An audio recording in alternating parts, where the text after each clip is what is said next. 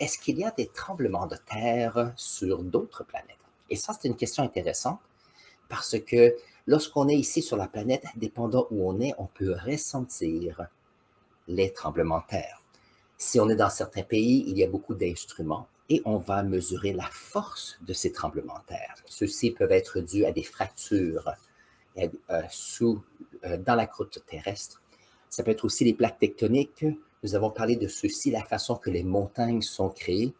Donc, puisqu'on a une sphère qui est notre planète, on a des mouvements de la croûte terrestre et ça nous donne des tremblements de terre. Et la question, c'était, est-ce qu'on a des tremblements de Lune ou est-ce qu'on a des tremblements de Mars? Et lorsque je pense à ça, c'est la première fois que je pense à cette idée, des tremblements de Lune ou des tremblements de Mars. C'est intéressant parce que le mot anglais, c'est earthquake pour tremblement de terre. Alors, earth, c'est le mot pour terre en anglais. Et ce que j'ai remarqué, il parlait aussi de moonquake pour tremblement de lune et de marsquake qui était tremblement de Mars. C'était des nouveaux mots que je n'avais jamais dit, que je n'avais jamais entendus. Donc ça, c'est intéressant point de vue scientifique.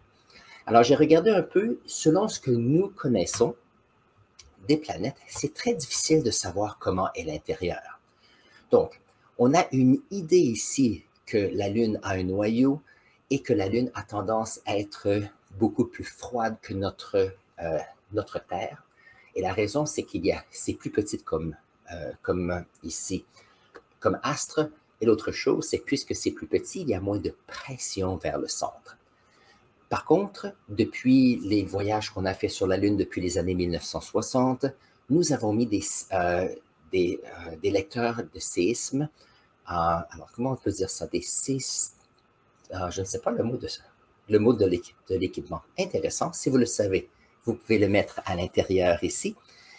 Mais l'idée, c'est que si on met un lecteur de tremblement de terre, on a déjà eu des tremblements de terre sur la Lune. Beaucoup plus petit, ça veut dire qu'il y a à l'intérieur de la Lune un noyau. Il y a une petite couche qui est plus fluide due à la pression. Et on a une croûte lunaire qui est beaucoup plus épaisse et donc ne bouge pas beaucoup. On le sait parce qu'il n'y a pas de volcan sur la Lune. Lorsqu'on va sur Mars, depuis quelque temps, nous allons sur Mars et on a mis aussi des lecteurs pour les séismes. Et on a enregistré des tremblements de terre sur Mars. Je sais qu'il n'y a pas de volcans qui sont actifs sur Mars. Par contre, on a des vestiges de volcans, par exemple le mont Olympe, qui est le plus grand volcan de notre système solaire. Donc, il semble que Mars est un peu plus petit, qu'il y a dans le centre un noyau qui est solide, et avec les lectures de ces lectures de séisme, il semble qu'on est en train de revoir un peu la théorie de notre compréhension de la structure interne de Mars.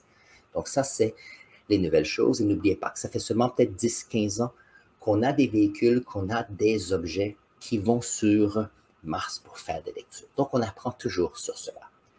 Nous savons ici que Vénus, qui est plus près de la Terre, il y a une multitude de volcans qui sont présents. Donc, nous savons qu'il y a dans Vénus une croûte qui est plus mince, et ce qui nous permet d'avoir de la lave qui va jusqu'à la surface. Donc ça, c'est intéressant de ce côté-ci. Mercure, ça c'est ce que l'on peut penser, mais on ne sait pas beaucoup sur cela. Est-ce qu'on va avoir plus d'informations dans le futur? Pour ça, on a besoin de données. Et c'est très difficile de voir si un astre vibre d'un tremblement de terre de l'espace. Donc, il faut aller sur celle-ci. Par contre, il y a peut-être un sismographe. Voilà, chiffre alphabet. Alors ici, un sismographe. Alors moi, j'ai déjà vu un sismomètre. J'ai déjà vu un sismographe aussi.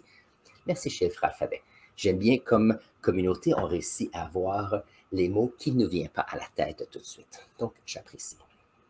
Alors, je disais que alors ici, on mentionne un sismographe nous permet d'aller à un endroit et ressentir cela. Je sais que je me rappelle, voyons voir, je me rappelle, lorsque j'étais plus jeune, je vivais près d'un endroit où il y avait du sable, et puis, non, pas celui-là, c'était une mine. Et il y avait un ingénieur qui parlait du fait que comment est-ce qu'on sait s'il y a des véhicules qui viennent et qui repartent? Et puis, à cette mine, ce qu'ils avaient décidé de faire, c'est que de mettre une barre qui monte et qui descend, qui demande au camion d'arrêter, demande au bâton de lever. Qu'est-ce qui arrivait? C'est qu'il y avait des camions, surtout la nuit, qui passaient à travers cette barre. Et ça créait bien sûr des bris et ça avait des coûts supplémentaires. Et je sais qu'à cette mine, qu'est-ce qu'on avait décidé de faire?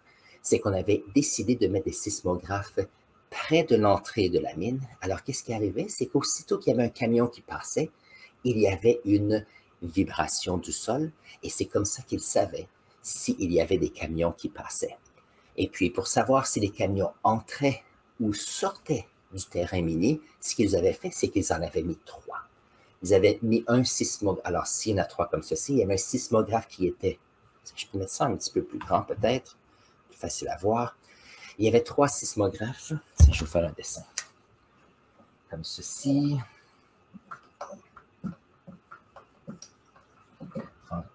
Ici, alors. Donc, ça, c'était le numéro 1 ici. Qu'est-ce que c'est ça? Le numéro 2 et numéro 3. Donc, ça, c'était à l'intérieur. Alors, la façon que ça fonctionnait, c'est qu'avec les 3 ici, ça permettait de savoir, lorsqu'il y avait un camion qui arrivait dans cette direction, ce sismographe commençait à vibrer, passait ici par l'entrée et passait sur le 3e, et ça permettait de voir quel type de camion venait. Est-ce que c'était un camion avec une benne plus petite ou plus longue? Ça permettait de pouvoir, avec les longueurs, savoir les camions qui rentraient. De la même façon, à la fin, lorsque les camions étaient remplis et qui sortaient, ça permettait bien sûr de mesurer la direction des camions. Et ça, c'est facile. C'est un sismographe qui était connecté à un ordinateur, donc il pouvait, avec un graphique, savoir exactement comment est-ce que ça fonctionnait. C'est une situation qui était beaucoup plus facile que d'avoir un détecteur, un œil magique qui fait monter et descendre une barre, surtout que dépendant de la longueur des camions, ce n'est pas toujours évident de savoir quand chronométrer ceci. Donc, c'est intéressant. Très bien. Maintenant, lorsqu'on pense à ceci, c'est intéressant, mais voyons voir. Ça ici, c'est Juno. Non, pas Juno, c'est Europe. Ça, c'est une des lunes de Jupiter. Et ce qui est intéressant, c'est une lune où, à la surface, nous avons de la glace. Donc ici, on n'a pas besoin d'aller sur Europe pour savoir qu'il y a quelque chose qui se passe à l'intérieur. Parce qu'on peut voir ici les fissures à la surface de celle-ci. Donc, lorsqu'on pense à Europe, les scientifiques se disent que, vu qu'on s'est recouvert de glace, ça veut dire que cette couche qui a peut-être, je ne sais pas, quelques centaines de mètres ou plus, peut-être des kilomètres d'épaisseur, à cause de la pression, il y a sûrement, entre la surface solide de cette lune et la surface glacée, il y a sûrement avec la pression un côté plus liquide sur cette lune. Et puis, s'il y a donc une petite couche de liquide, il y aurait possiblement des mouvements. Et lorsqu'il y a des mouvements de la surface, celle-ci va se fracturer.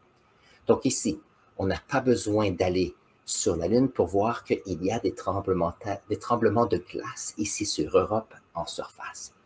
Qu'est-ce qui se passe en profondeur de cette Lune? On n'a aucune idée. Par contre, visuellement, on peut voir qu'il y a des choses qui sont intéressantes ici. Si vous avez appris quelque chose d'intéressant aujourd'hui, n'oubliez pas de vous abonner à notre chaîne. Si vous avez des questions supplémentaires, mettez-les dans la section commentaires. Ça me fait toujours plaisir de les lire et les utiliser pour faire nos prochaines vidéos. Sur ce, prenez un instant et je vais mettre ici un lien pour une autre vidéo pour vous et on se voit dans la prochaine vidéo.